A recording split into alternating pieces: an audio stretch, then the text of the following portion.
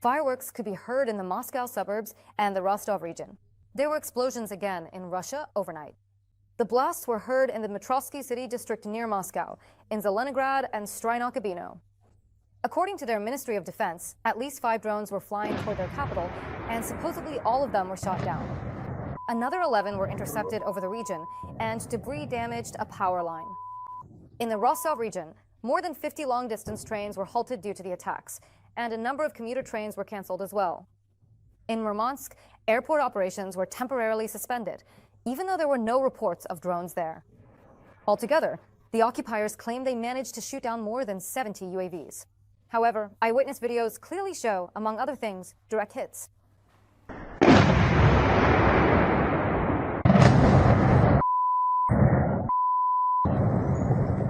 Simple as that.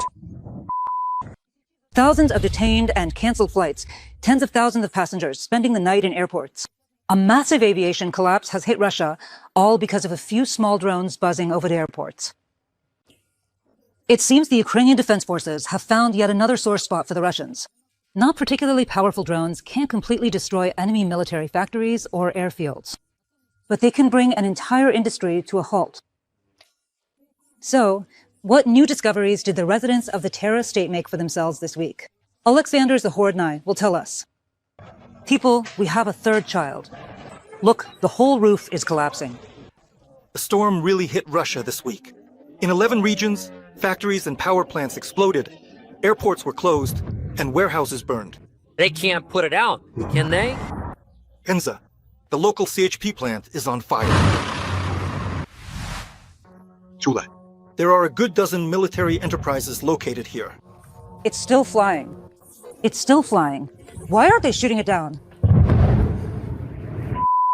Step away from the window, please. Among the targets are the Tula cartridge and arms factories.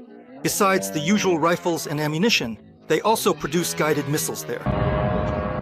There are a lot of them flying. Really a lot. So many are flying toward the city. Drones are also attacking the Shipyonov Instrument Design Bureau, which specializes in the production of anti-aircraft missile and gun systems. Quiet. It's coming alive. That's a drone. Orenburg region, the city of Orsk. The mechanical plant is on fire. They produce shell casings and components for multiple launch rocket systems there. Oh wow! Their workshops are burning. The workshop caught fire. That's it. It's done for. This week, good drones also flew en masse to the Moscow region, targeting the Lupitsky aviation plant. And this is almost a sacred cow of the Russian military-industrial complex. Here, they assemble and repair MiG-29 and MiG-31 fighter jets. They have their own airfield, their own pilot unit, and unique machinery. This plant also upgrades Shahid drones. They're firing with an automatic rifle. This week, some good drones even made it all the way to Moscow. Woohoo! Moscow Mayor Sabinin cheerfully reported that all the UAVs were shot down, but the small drones still managed to do their big job. Just last week, the largest airports in Russia, St. Petersburg's Pulkovo and all the Vnukovo airports near Moscow, implemented the carpet plan. The airports weren't accepting or sending out any flights.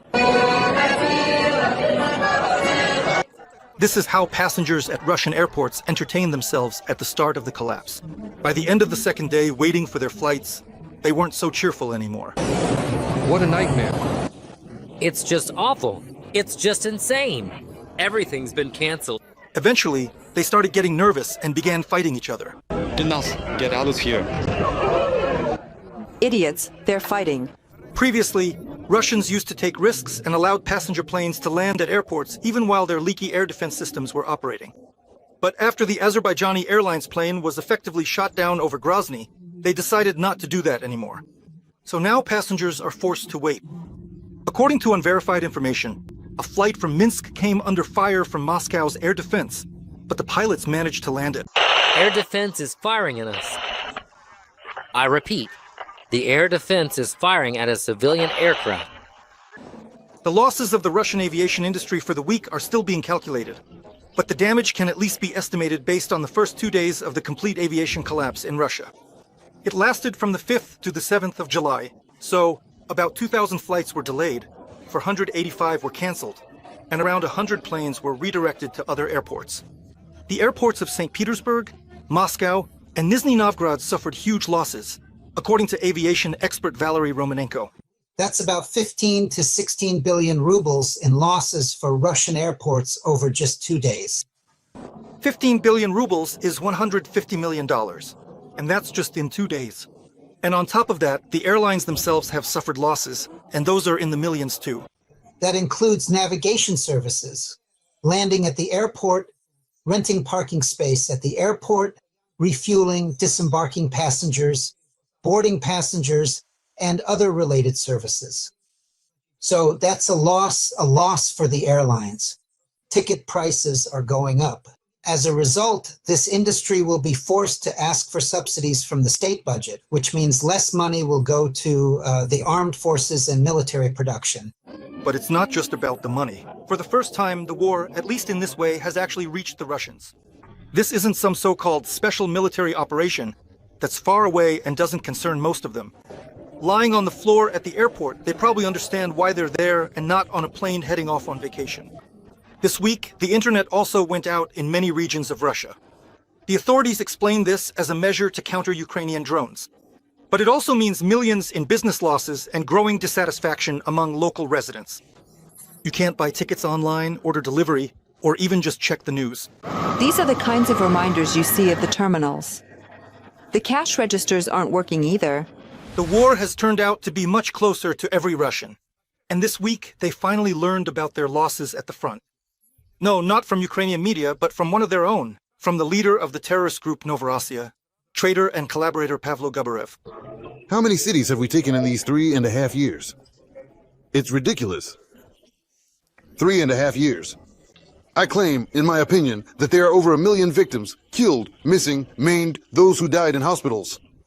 And Russians have also learned that not only ordinary soldiers are dying at the front, but also generals and even so-called heroes of Russia. Just this week, the military, with a poster like this, essentially admitted that along with Putin's favorite, General Mikhail Gudkov, the hero of Russia, Colonel Sergei Lenin, was also killed. He was the commander of the 155th Marine Brigade, the very same unit whose servicemen killed civilians in Bucha and also executed prisoners of war. But it's not just generals. Even ministers are dying. Roman Starovoyt was part of the Russian ruling elite, headed the Kursk region, and eventually became the Minister of Transport. And this week, just like that, he shot himself in his expensive Tesla, or maybe near the Tesla in the bushes, or maybe he was shot, and before that, he was badly beaten. Here, you can easily walk to the exact place where Starovoyt tragically died. Where and how the minister died doesn't really matter that much anymore. Russians have realized, in the state Putin built, no one is protected anymore. Not generals, not governors, not ministers. And that's not even mentioning ordinary citizens. And they've also realized there's nowhere left to run. Roman Starovoyt had millions in access to all of Russia's transport, planes, trains, and steamships. But he only managed to make it as far as the bushes in Odintsovo. That's a town 22 kilometers from the center of Moscow. Russia is burning, for now in spots, but the fires no longer go out day or night. And explosions are heard around the clock. And there will definitely be more. People, we actually have a bit of a problem here. Alexander Zagorodny, TSN. Week 1+1 marathon, the only news.